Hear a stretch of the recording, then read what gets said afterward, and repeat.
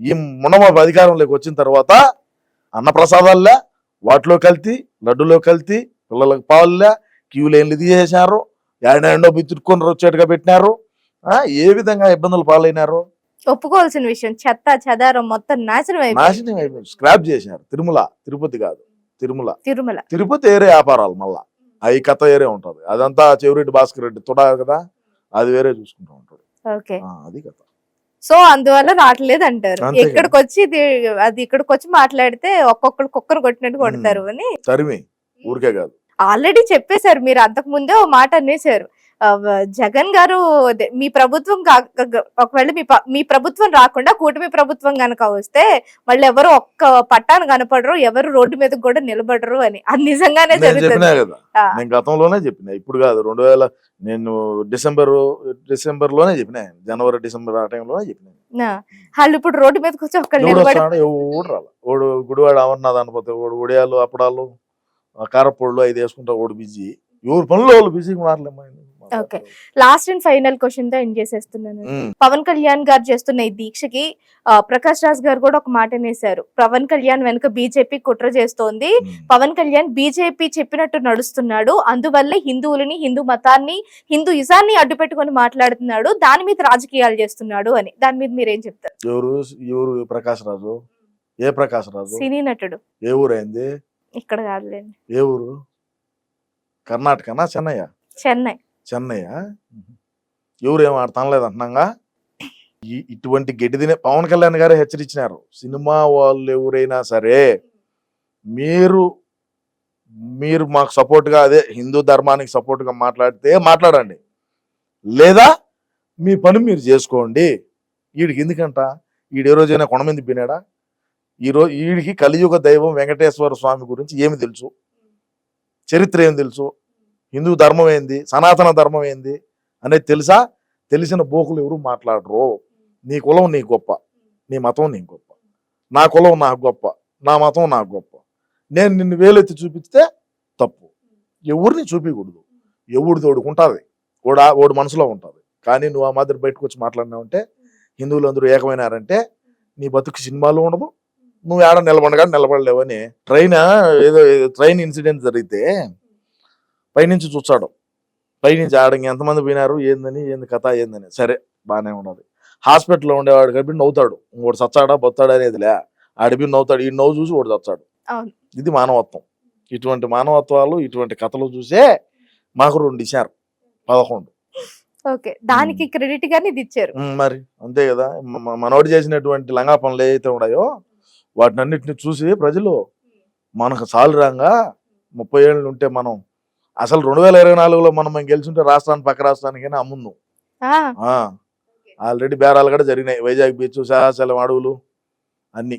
So మీ పార్టీలో వాళ్ళు చక్కగా శ్యామల గారికి ఈ మధ్యన ఒక మంచి పదవిని ఇచ్చారు, వైసీపీ రాష్ట్ర అధికార ప్రతినిధి అని. అంటే మరి ఇంత పెద్ద వాళ్ళు సీనియర్లు ఉండగా 3 నెలల క్రితం వచ్చిన శ్యామల గారికి ఇవ్వడానికి రీజన్ ఏంటి? మరుగుతుంది బాగా డాబర్ మ్యాన్ కన్నా బాగా బిగ్ బుల్ అని ఉంటుంది కుక్క, తెలుసా? దానికన్నా బాగానే మరుగుతుంది, అందుకని చెప్పి ఇచ్చినారు. నో వరీస్, బాగానే మరుగుతుంది. కానీ ఈ రోజు మరగలా, మరి ఏడాదో తెలియదు. ఏ హోటల్లో ఉండదా, షూటింగ్ లో ఉండదా, ఇంట్లో ఉండదా తెలియదు, మరి ఎక్కడ ఉండదో తెలియదు. కానీ ఈ రోజు మరగలా. ఈ రోజు కూడా మరగాల్సింది కదా, బయటకు వచ్చి పోసాని గడి కూడా వచ్చి మరిగినాడు. ఇప్పుడు బుధాలు ఎగరేచ్చ వచ్చి మరిగినాడు. మరి ఏమెందుకు మరగలేదు అనేది నా డౌట్. సో ఈవిడ చేసిన కష్టం అంతా ఆయన కళ్ళల్లో పడ్డానికి. ఎవరు? శ్యామల గారి. ఏ ఊరు మామదా? ఏ ఊరు అంట? నాదా? నీది కాదు, ఆమెది. ఆవిడది నాకు తెలీదు. ఉండేది ఆడామా? హైదరాబాద్. ఉండేది హైదరాబాద్ లో. ఆ రాష్ట్రంలో జరిగేటి ఏం బొక్క తెలుస్తుంది అనుకో, లేదంటే ఏమన్నా ఏమో షాడో ఏమన్నా ఆంధ్రాలో పెట్టొచ్చిందా? వాళ్ళు చూసి షాడో చూసి చెప్తా ఉంటే ఇంక తెలిసేదానికి. ఒక్కరు కూడా రాష్ట్రంలో ఏ విధంగా జరుగుతుంది, రాష్ట్రంలో పాలన ఏ విధంగా ఉన్నది, రాష్ట్రంలో ప్రజలు ఏ విధంగా ఉన్నారని చూసిన పాపాను బారు. గొట్టాలు ఎత్తుకోవచ్చు, మైకులు ఎత్తుకోవచ్చు, ముందు పక్క పెడితే ఓమని గెజ్జలు ఎగురుతా మాట్లాడతారు. అంతకు మించి తప్ప ఏముండదు. ఈ యాంకర్ శ్యామల కన్నా ఆంధ్ర రాష్ట్రంలోకి రాకంటామంటే 2 సీట్లు అన్నా వచ్చు మాకు. వంగాగీత గెలుచాదు అని వంగాగీత నాకు ఇచ్చింది నేల. ఉండే టెంకాయ చెట్లు అన్ని అమ్ముకొని ఇక్కడ డబ్బులు పంచింది పిఠాపురంలో. ఎవరు? వంగాగీత. ఈరోజు వంగా గీతాకి ఛార్జీలకు డబ్బులు లేవు. ఎవడు మా అన్న రూపాయి ఇచ్చాడా? శ్రీవారి ఉండిలో వేసింది మళ్ళీ వెనక్కి తీసుకుంటావు నువ్వు. మా అన్నది కూడా అంతే పరిస్థితి. వన్స్ ఇయటమే కానీ ఆయన ఎక్కడి నుంచి తిరిగి ఇయటమే ఉండదు. ఆ యాంకర్ శ్యామలాకి ఏదో ఫ్లాట్ ఒకటి ఇచ్చినారు, ఏదో ఒక మంచి విల్లా ఒకటి ఇచ్చినారు. వాళ్ళ మొగుడిది ఏదో ల్యాండ్ సెటిల్మెంట్, ఇంకోటి ఏదో డబ్బులది ఏదో సెటిల్మెంట్ ఉంటే ఏదో క్లియర్ చేశారని చెప్పి నీ ఇష్టానుసారంగా నువ్వు మాట్లాడుతూ ఉంటే ఎవడేడ చేతులు కట్టుకొని ఎవరు కూర్చోరు. ప్రజాస్వామ్యంలో ఉండవు అనేది ఎవరు గుర్తు పెట్టుకొని మాట్లాడాలా.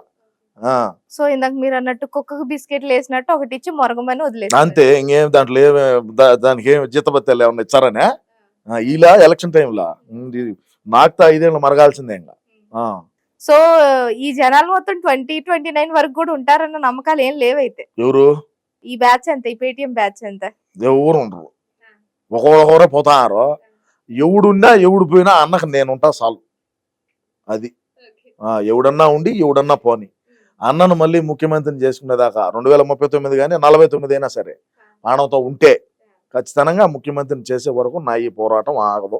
అట్లా చెప్పే 2024 మోసం చేసి పడేశారు. ఎవరు? మీరే. నేనేం చేశాను? నేను ఆ రోజు అదే మాట మీద ఉండా, ఈ రోజు అదే మాట మీద ఉండా.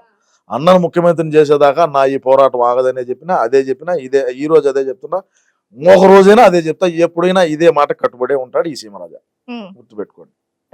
ఏమన్నా మారితే చెప్పలేమేమో, మళ్ళా అదే చెప్తున్నా. పార్టీ మారితే ఏమన్నా చెప్పలేనేమో. ఎందుకన్నా సొంత చెల్లెలే మారింది పోమ్మా స్వామి, మాదేంది బొక్కాడా. సొంత చెల్లెలే మారినప్పుడు తల్లే చెప్పింది మా వాడికి ఓటు వేద్దు, నా కూతురికి ఓటేయండి, నా కూతురిని గెలిపిండి అని చెప్పి.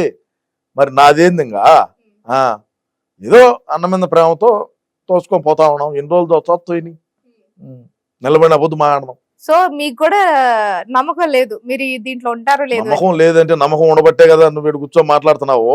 నమ్మకం లేకంటే నువ్వు ఎందుకు కూర్చొని మాట్లాడతావు? నమ్మకం ఉండబట్టే కదా మరి.